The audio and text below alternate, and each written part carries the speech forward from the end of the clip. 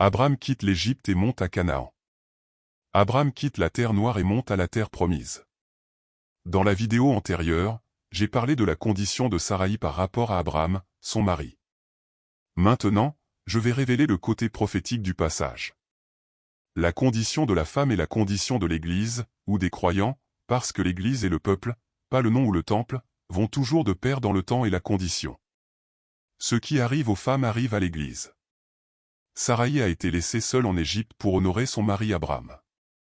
L'Église est seule dans le monde aujourd'hui pour honorer Christ, et par conséquent, Dieu. Sarah a été enlevée par Pharaon, qui se considère comme un dieu. L'Église d'aujourd'hui est envahie par Satan mentionné dans Apocalypse 17, heureusement, pas encore tous. Puis le maudit, Abraham quitte l'Égypte et va à Canaan. Abraham et Lot possédaient beaucoup de bétail et de richesses. Après avoir quitté l'Égypte, Abraham et Lot se sont installés dans le Negev, une terre aride et désertique avec peu d'humidité, où les terres ne produisaient pas assez de végétation pour nourrir le bétail d'Abraham et de Lot, ce qui a conduit à un conflit. Abraham a ensuite proposé qu'ils se séparent et occupent chacun sa part de la terre, définissant ainsi ce que chacun posséderait l'un ou l'autre. Maintenant, Lot regarda les terres près du Jourdain et vit qu'elles étaient bien arrosées et fortement végétalisées et choisit ces terres pour lui-même.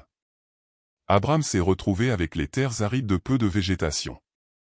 Abraham n'a fait aucun point et est allé par la foi, prenant apparemment les pires des terres. Les terres de Lot se trouvaient près de Sodome et Gomorrhe, dont la population était malveillante et désagréable. Dieu parle alors à Abraham et lui dit que les terres qu'il peut voir seront éternelles pour lui et sa progéniture, promettant à Abraham de nombreuses progénitures. Je me souviens que Saraï, sa femme est stérile et ne pouvait pas avoir d'enfant, alors Abraham est allé par la foi lui-même, croyant aux paroles de Dieu, parce que tout semblait être exactement le contraire. Maintenant, la guerre a éclaté entre les rois de la région, y compris Sodome et les Gomorrhes. Les 4 rois, Amraphel, dont le nom signifie « la bouche de Dieu a parlé », roi de Shinéar, qui signifie 2 rivières. Arjok, dont le nom signifie « noble », roi d'Élazar, signifiant seigneur. Kédorlaomé, dont le nom signifie « roi d'Élam », d'Élam signifiant haut. Et le roi Tidil, qui est le roi hittite, roi de Gojim, ce qui signifie peuple. Nous obtenons la phrase suivante.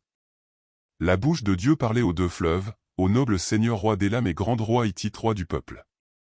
Ces 4 rois se sont soulevés contre les 5 rois et ont gagné la guerre. Les rois Béra, dont le nom signifie « fils du mal », tombèrent dans les fosses de bitume.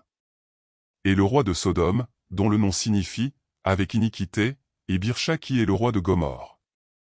Le roi de Shinab, dont le nom signifie la splendeur du Père, s'enfuit dans les montagnes. Le roi d'Adma, dont le nom signifie terre rouge. Le roi Shemébé, dont le nom signifie grand. Le roi de Tseboïm, dont le nom signifie gazelle pointant vers la séduction. Et le roi de Béla, dont le nom signifie destruction, ancien Zohar, qui signifie aube. Nous obtenons la phrase suivante, le fils du mal tomba dans les fosses de bitume et avec iniquité, et la splendeur des terres rouges, élevé au rang de roi des gazelles et de la destruction, s'enfuit dans les montagnes. Cette phrase indique prophétiquement la défaite de Satan. Les 4 rois prirent pour eux-mêmes toutes les richesses et possessions de Sodome et Gomorrhe, y compris Lot, qui vivait à Gomorrhe. Abraham ayant appris que Lot, dont le nom signifie voile ou couverture, indiquant l'Évangile, le Saint-Esprit, avait été pris, ainsi que tous ses biens.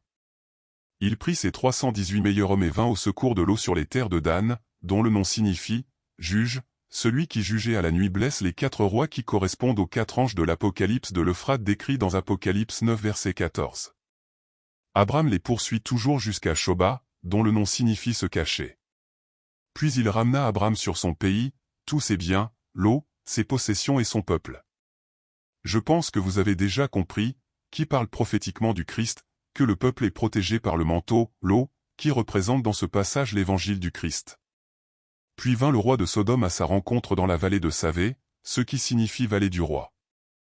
C'est prophétiquement la même guerre décrite dans l'Apocalypse, où les 4 rois gagnent la guerre, mais cette victoire n'est que la route vers leur perte finale. Disons qu'ils seront victimes de leur succès.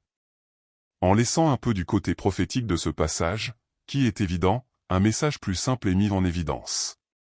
Soyez juste dans vos agissements ou vos actions, sans convoitise, car si l'action de l'homme n'est pas juste, la justice de Dieu viendra sûrement en temps voulu pour rétablir la justice. Rejette l'argent ou les produits d'opérations criminelles ou déloyales. Ce message vise à partager les connaissances. Apporte l'espoir que Dieu vous parlera à travers le message, parce que je révèle une partie. Comme le dit la parole, nous le savons en partie, parce que tout est complété ensemble, où l'Esprit révèle la plénitude. Partagez la vidéo et regardez beaucoup d'autres déjà réalisées.